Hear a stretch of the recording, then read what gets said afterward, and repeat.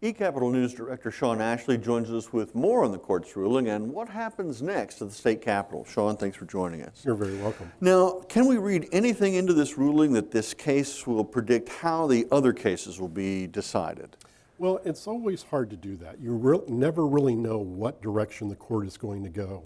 But I do think there are a couple of indications in this ruling that show that the court may be rethinking some of its previous decisions related to how revenue changes are viewed against Article 5, Section 33 of the state constitution. Justice Patrick Wyrick, in writing the majority opinion on this most recent case, pointed out that Senate Bill 845, the tobacco cessation fee bill, its text and the text alone conclusively demonstrates that the primary operation and effect of the measure is to raise new revenue to support state government. Well, when you look at the other major bill pending, House Bill 2433, the motor vehicle sales tax, there is no substantive language in that bill. There's no policy involved. We're not trying to decrease the number of cars being sold or make any changes in the way people purchase cars. Quite simply, we're applying a sales tax to the purchase of motor vehicles, and that does one thing: generate revenue. So it seems that bill is very similar to Senate Bill 845. He also raised the issue that has been brought up in 2014 decision about maneuvering around Article 5, Section 33 of the state constitution, parsing the language.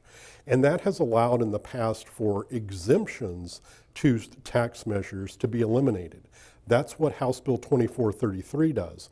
If they're no longer going to allow the parsing of that language, and if you look at House Bill 2433 on its text alone, it seems to simply raise revenue.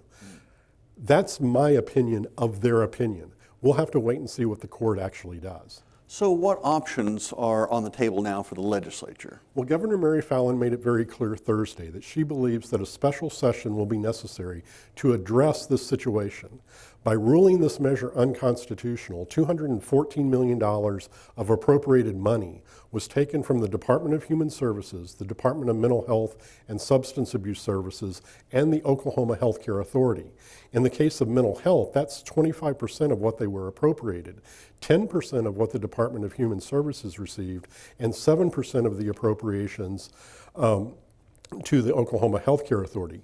Those are major budget cuts which will have to be dealt with in some way, either with new revenue or by rebalancing the 2018 fiscal year budget. All right. Thanks for joining us. We sure appreciate it. Sean Ashley with eCapitol News. You're very welcome.